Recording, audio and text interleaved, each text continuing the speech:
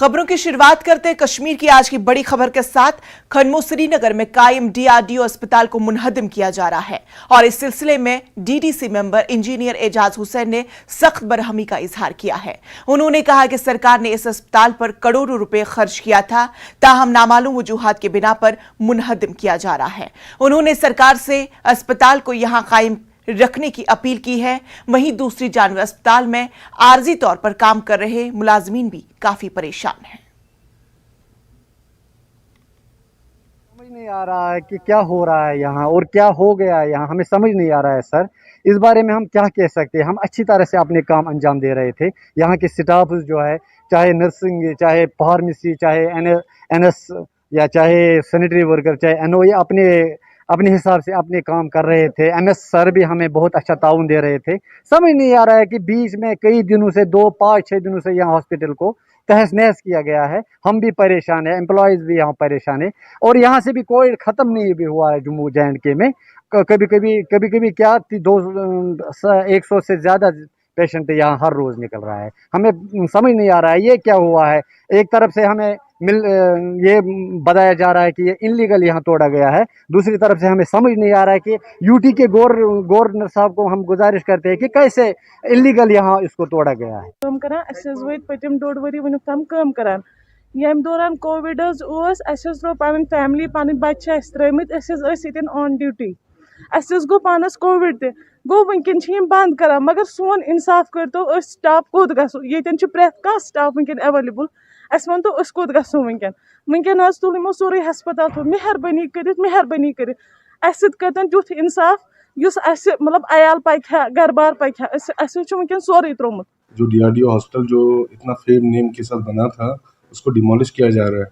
तो मैं पर्सनली वहाँ पे गया, मैंने वहाँ के मेडिकल सुपरिटेंडेंट से बात की और जितने वहाँ पे लोग थे उनसे बात की।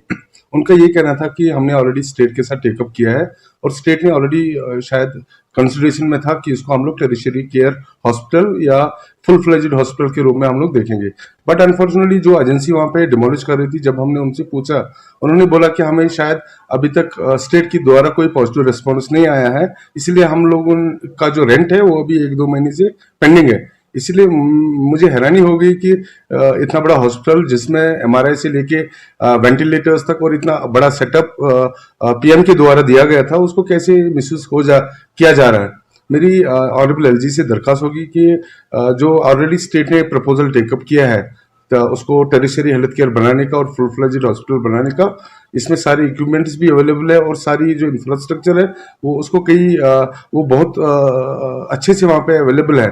मैं ये समझता हूँ जब अगर वहाँ पे एक टीम डिप्यूट की जाएगी जो वहाँ पे एवेन्यूज और अपॉर्चुनिटीज देखेगी, तो ये फुल फ्लेज्ड हॉस्पिटल इस एरिया को ना कि खाली खनमो और बालामा और जैमन जो इर्द गिर्द के इलाके हैं बल्कि पूरे जम्मू कश्मीर को भी कैटर करेगा।